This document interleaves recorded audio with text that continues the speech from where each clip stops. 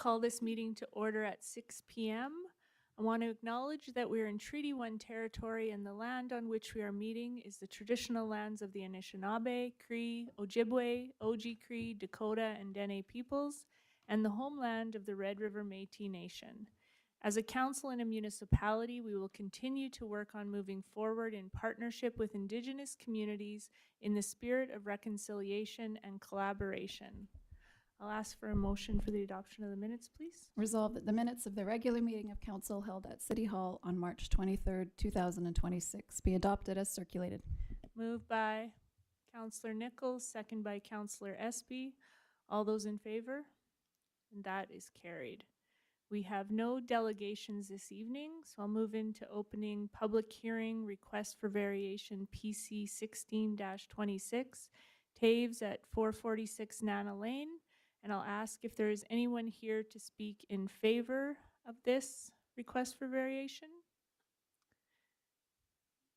Sure, if you'd like to come up to the podium and state your full name for the record. My name is Art Taves, and my wife Debbie's here as well, and we're requesting the variation. That's the only thing I have to say in favor of it. Thank you. Thank you. Okay. I'll ask if there's anyone else here to speak in favor of the application. I'll ask if anyone is here to speak against the application.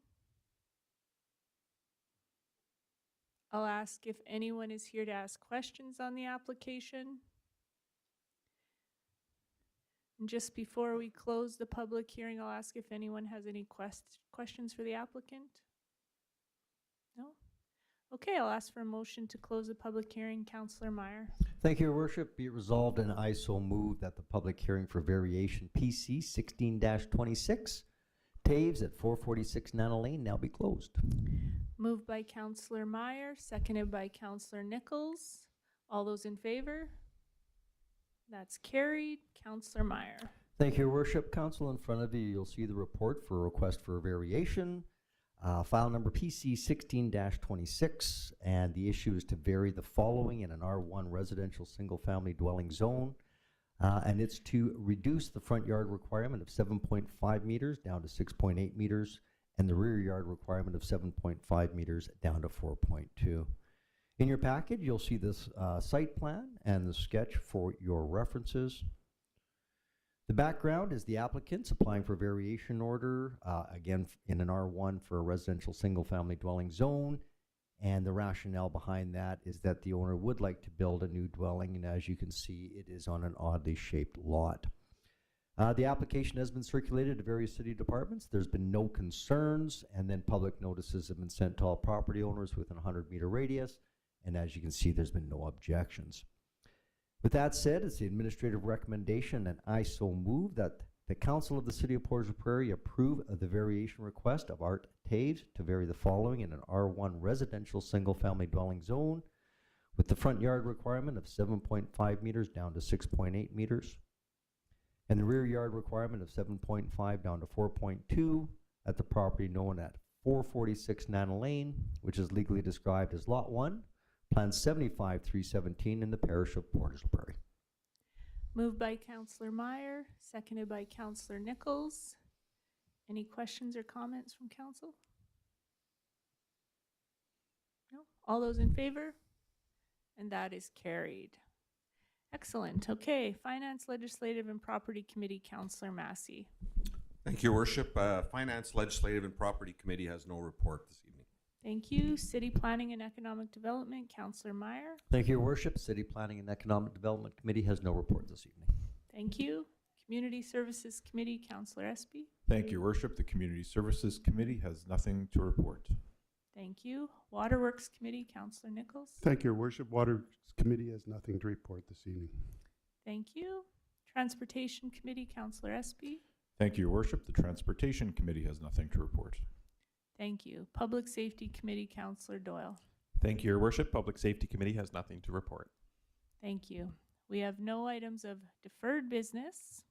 We have no items of new business and no items of old business. So we will adjourn council at 6:05 p.m.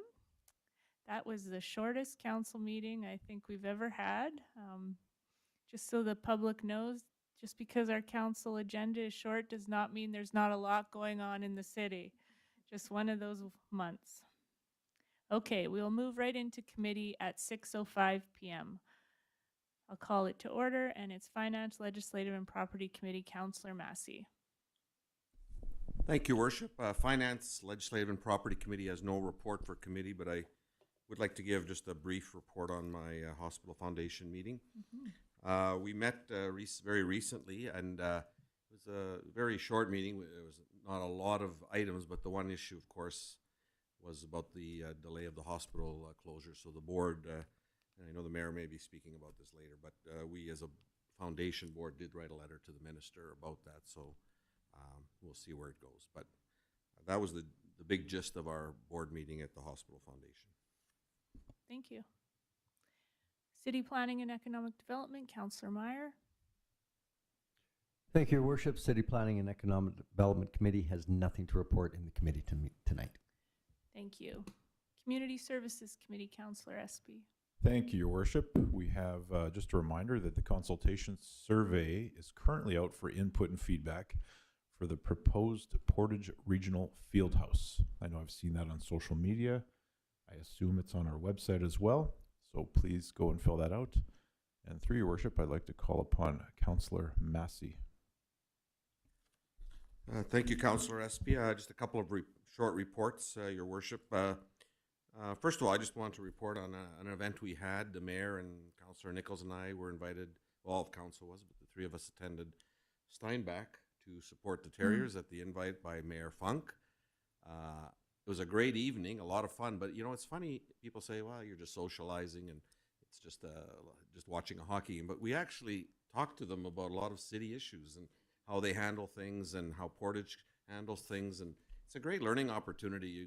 You're a very relaxed environment, so I really appreciated that, and I want to thank the mayor for setting that up. I know her and Mayor Funk, and unfortunately the Terriers lost that night, which was the sad part of the evening, but it was a welcome invitation from the city of Steinbach, and I certainly appreciated their hospitality, and they, of course, have a beautiful new event center, but I thought it was a very enjoyable, but also for me personally, it was a very educational evening to talk to them about some of their challenges as a city. So thank you, Your Worship. Thank you. Just on that one, I learned also that our assistant operator from the PRA was actually at the game, and we know they have a new facility, and so she was invited there ahead of time and did a tour of the facility, and I think it's always nice that municipalities can learn from each other and see new things, so that was a great opportunity too. Thanks.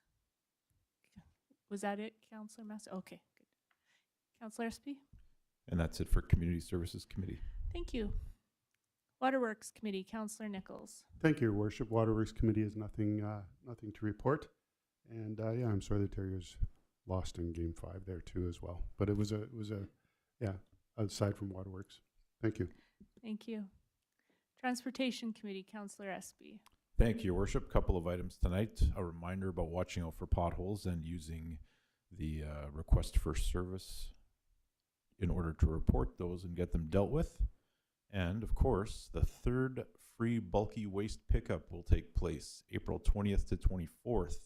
Residents can place large items at the curb during this time. On the regular collection day, items must weigh less than 100 pounds and the heavier items must be disposed of privately. Thank you. That concludes transportation. Good information. Okay, Public Safety Committee, Councillor Doyle. Thank you, Your Worship. Public Safety Committee doesn't really have anything to report this evening, but I would like to just bring to Council's attention some correspondence from our COPP meeting, which takes place the last Tuesday of every month. One of the things we had spoke about is the upcoming golf tournament, COPP golf tournament on Thursday, June 25th of this year.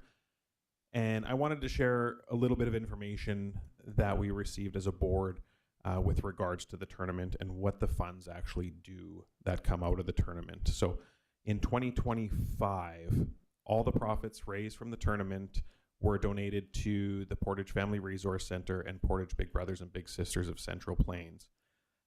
These two exceptional youth groups provide wonderful opportunities for the City of Portage and RM kids alike.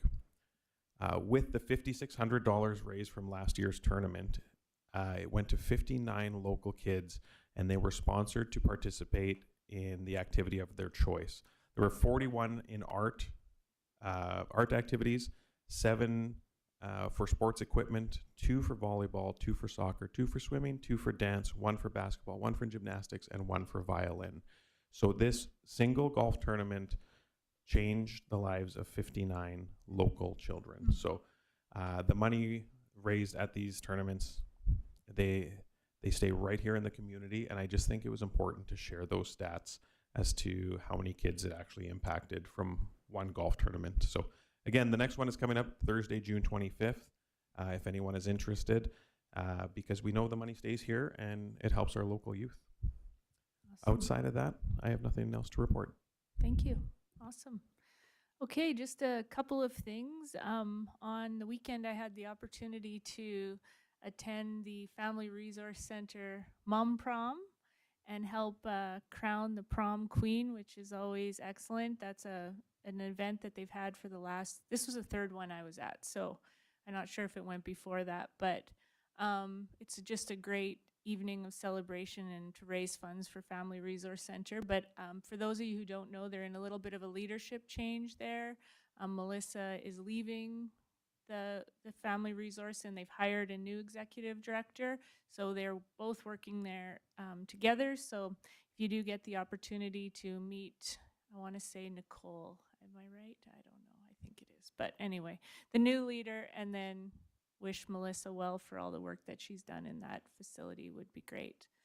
The other thing is just to have everybody aware that this Thursday we're doing something new for our municipality and our region, actually, and we're partnering with the RM and Southport, and we're holding our first ever lobby day at the legislature.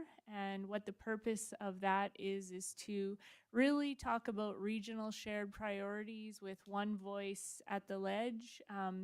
We have set up meetings with ministers, we hold a reception with them, but it's really just talking about making sure that they know that what's good for Portage is good for Manitoba, and we need to continue to move our province forward. So we're very excited about that day. We hope we have an impact on what we're doing. And then also I'm part of that day, as Councillor Massey had indicated, we had a little bit of surprising news that our new regional health center that was set to be open on October 27th this year has been pushed back 5 months to a new opening of April of 2027. So a little bit of shock to the community, and so we just want to get all the information possible as to why that decision was made. And so